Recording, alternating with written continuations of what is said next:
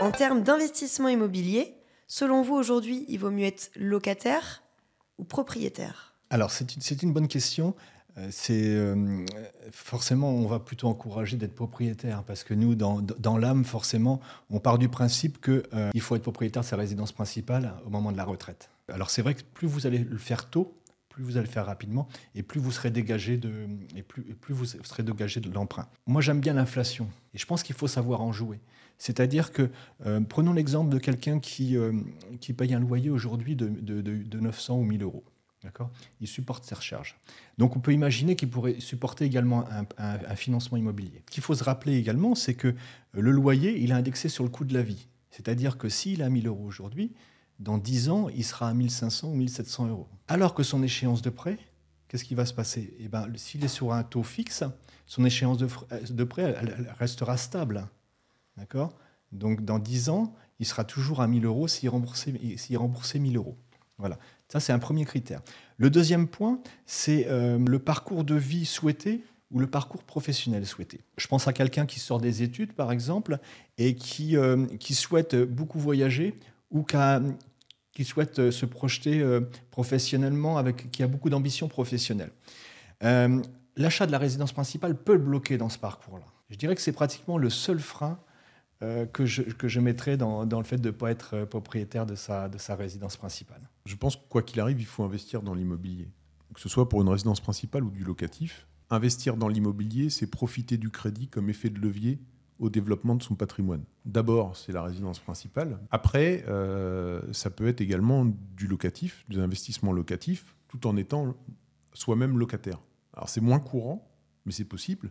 Et encore une fois, c'est profiter du crédit comme effet de levier pour pouvoir développer son patrimoine et arriver, comme le disait très justement Christophe, à la retraite avec un complément de revenus ou se dégager de la globalité des charges fixes qu'on peut avoir durant sa vie professionnelle pour pouvoir profiter tranquillement de ses vieux jours. Quand vous êtes propriétaire et que vous réalisez un financement, vous avez l'assurance de prêt. Il va vous couvrir pour les aléas de la vie, c'est-à-dire en cas de décès, en cas d'invalidité, en cas d'arrêt de travail. Quand vous faites un comparatif avec la location, si par exemple, donc vous êtes propriétaire, vous avez une échéance de 1000 euros, vous êtes en arrêt de travail, l'échéance de prêt va être couverte par l'assurance. Si vous êtes locataire en cas d'arrêt de travail, si vous avez 1000 euros de loyer, le loyer restera à 1000 euros.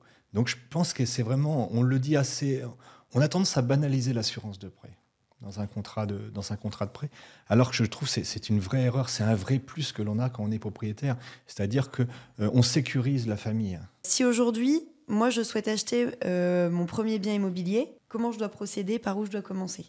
Déjà, il faut venir nous voir. Ensuite, on va reprendre toutes les étapes dont on a parlé tout à l'heure. On va déjà découvrir quel est ton projet, est-ce que tu empruntes seul, quelles sont tes capacités d'emprunt, est-ce que tu as déjà un peu d'argent de côté qui va te permettre d'amorcer vulgairement la pompe pour pouvoir aller chercher un financement, est-ce que tu n'as pas d'apport, est-ce que tu préfères du neuf, est-ce que tu préfères de l'ancien, est-ce que tu es prête à faire des travaux, est-ce que tu n'en veux pas. Enfin, voilà, tout ça, c'est des questions qu'il faut se poser qui vont définir la typologie de projet et de financement qu'il va y avoir derrière. Donc les premières étapes, c'est ça, c'est de bien définir son projet. On va pouvoir réellement définir les différentes options qui s'offrent à toi, et en fonction de ça, c'est toi qui feras le choix. Mais pour rebondir sur ta question, est-ce que je peux me permettre de t'en poser une ? Oui. Est-ce que tu es propriétaire ? Eh ben non, pas encore. Et pourquoi ? Parce que je suis jeune et que je ne sais pas si j'ai envie de me lancer déjà dans un projet. Effectivement, je ne saurais pas exactement où investir. Et effectivement, là, quand vous parlez de décider si il vaut mieux investir dans du neuf, dans de l'ancien et faire des travaux, c'est des questions que je me suis jamais posées. Être jeune, c'est pas un frein, au contraire. Parce qu'aujourd'hui, effectivement, tu sais peut-être pas dire à 10 ans là où tu seras dans 10 ans. Et donc te dire, je préfère rester locataire parce que si je veux bouger, au moins je suis libre. Mais être propriétaire, c'est pas un fil à la patte. Ouais. Tu achètes un appartement, tu peux très bien le revendre dans 3 mois. Si tu as acheté au bon endroit, que tu l'as acheté le bon prix, tu feras pas une mauvaise opération. Et tu auras généré du capital. Donc encore une fois, les questions que je te pose, c'est celles que peut-être tous les gens doivent se poser. Quels sont les différents types de prêts pour un premier achat immobilier du coup ? Ils sont assez, entre guillemets, assez limités. Il y a le prêt immobilier classique. Il peut être complété en fonction du profil et de la typologie de projet par du prêt à taux zéro. On peut également le compléter en fonction de la typologie de projet par du prêt employeur. Et puis éventuellement de l'éco-prêt à taux zéro, des choses qui sont liées à la rénovation énergétique du logement, en fonction, encore une fois, du projet. C'est vraiment la typologie de projet qui va définir la typologie de prêt qu'on va mettre derrière. Pour obtenir un prêt à taux zéro dans l'ancien, il faut avoir, je vais faire une cote mal taillée, mais c'est 30% de travaux sur l'ensemble du projet. D'accord ? Donc, quelquefois, les clients sont à 20% de travaux, d'accord ? Et ils ne peuvent pas bénéficier du prêt à taux zéro. Et le fait de les pousser à la consommation en leur disant, voilà, vous avez peut-être une terrasse à faire ou une cuisine à changer, etc. Donc, on va les pousser à la consommation, donc en augmentant peut-être de 10 ou 15 000 euros leurs travaux. Mais derrière, la mensualité, elle sera plus faible. Moi, j'ai en tête le projet d'un client qu'on est en train de financer, qui à la base était parti pour acheter une maison de manière assez simple, qui avait déjà été propriétaire au cours des 2 années précédentes, donc il ne pouvait pas prétendre au prêt à taux zéro. Il voulait faire quelques rénovations dans la maison qu'il achetait. Et au final, avec l'éco-prêt à taux zéro, il fallait qu'il change des fenêtres, etc. De fil en aiguille, il va faire une rénovation globale.